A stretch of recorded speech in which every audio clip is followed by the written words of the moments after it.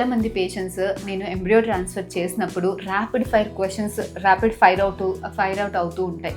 So embryo transfer చేసిన వెంటనే patients, madam ఇప్పుడు నేను లేవచ్చా, జరగచ్చా, బెడ్ ఎలా దిగాలి, ఇమ్మీడియట్గా వాష్రూమ్ వెళ్ళొచ్చా, మేడం నేను నడుచుకుంటూ వెళ్ళొచ్చా, వీల్ చైర్లోనే వెళ్ళాలా, లేదు అంటే ఈరోజు ఇక్కడే ఉండాలా మేడం, మీరు ఇక్కడ అడ్మిషన్స్ అది చేస్తారా, లేదు నేను ఇంటికి, మా ఇల్లు చాలా దూరంగా ఉంది, వెళ్ళొచ్చా, లేకపోతే ఇక్కడ ఏమైనా లాడ్జ్ తీసుకోవాలా, బైక్ మీద వెళ్ళొచ్చా, కార్లో వెళ్ళొచ్చా, బస్లో వెళ్తే సక్సెస్ రేట్స్ ఏమైనా తగ్గిపోతుందా, నేను వర్కింగ్ ఉమెన్, వర్క్కి వెళ్ళొచ్చా, ఇంట్లో దగ్గుతే తుమ్మితే వాష్రూమ్కి వెళ్తే, లేదంటే మోషన్ గట్టిగా వచ్చి కాన్స్టిపేటెడ్గా ఉంటే బేబీ ఏమైనా జారిపోతుందా, ఇలా చాలా చాలా చాలా డౌట్స్ అడుగుతుంటారు. ఈరోజు మనం ఈ వీడియోలో ఎంబ్రియో ట్రాన్స్ఫర్ తర్వాత బెడ్ రెస్ట్ మ్యాండేటరీనా, so success rates bed rest ఉన్న వాళ్ళల్లో ఎక్కువ ఉంటుందా, లేని వాళ్ళల్లో ఎక్కువ ఉంటుందా, ఎంబ్రియో ట్రాన్స్ఫర్ తర్వాత ఎటువంటి జాగ్రత్తలు తీసుకుంటే సక్సెస్ రేట్స్ బెటర్గా ఉంటాయి అన్న టాపిక్ గురించి మనం ఈ వీడియోలో మాట్లాడదాం.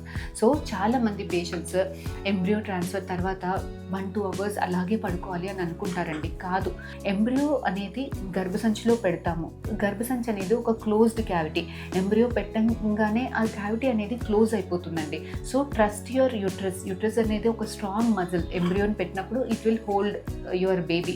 సో మీరు లేసి యూరిన్కి వెళ్ళినప్పుడు, నడిచినప్పుడు, ట్రావెల్ చేసినప్పుడు ఆ ఎంబ్రియో జారిపోవడము, కింద పడిపోవడము అలాంటిది ఏమీ ఉండదు. సో మీరు చక్కగా ఎంబ్రియో ట్రాన్స్ఫర్ తర్వాత ఒక 10-15 మినిట్స్ రెస్ట్ తీసుకొని యూరిన్కి వెళ్ళి ముందు ఎలా అయితే ఉన్నారో ఇప్పుడు కూడా అలాగే ఉండొచ్చు. సో ఇంట్లో వారి డే టు డే యాక్టివిటీస్ చేసుకోమని చెప్తాము. హెవీ వెయిట్స్ లిఫ్ట్ చేయడము, బరువు పనులు లేబట్టడము, హస్బెండ్ వైఫ్ కలవడము ఇలాంటివి కాకుండా మిగతా డే టు డే యాక్టివిటీస్ అన్నీ కూడా మీరు ఎలా అయితే ముందు చేసుకున్నారో అలాగే చేసుకోండి.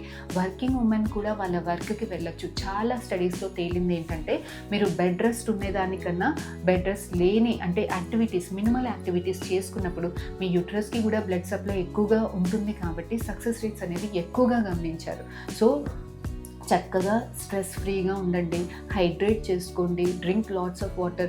మెయిన్గా ఇంపార్టెంట్ థింగ్, మీ ట్యాబ్లెట్స్ టైంకి తీసుకోండి. చాలామంది ఏం తినాలి ఏం తినకూడదు అని అడుగుతుంటారు. ఫ్యాన్సీ ఫర్టిలిటీ డైట్స్ అంటూ ఏమీ ఉండవండి.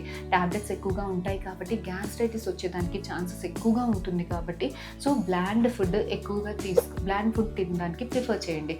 ఎక్కువగా పులుపు, ఉప్పు, కారం, నాన్ వెజ్ ఇలా తినకూడదు అని కాదు, తింటే గ్యాస్ట్రైటిస్ వస్తుంది, కాన్స్టిపేషన్ వస్తుంది కాబట్టి ఇలాంటి ఫుడ్స్ అవాయిడ్ చేయమని చెప్తాము. చాలా మటుకి పైనాపిల్, పపాయ అవాయిడ్ చేయమని చెప్తాము.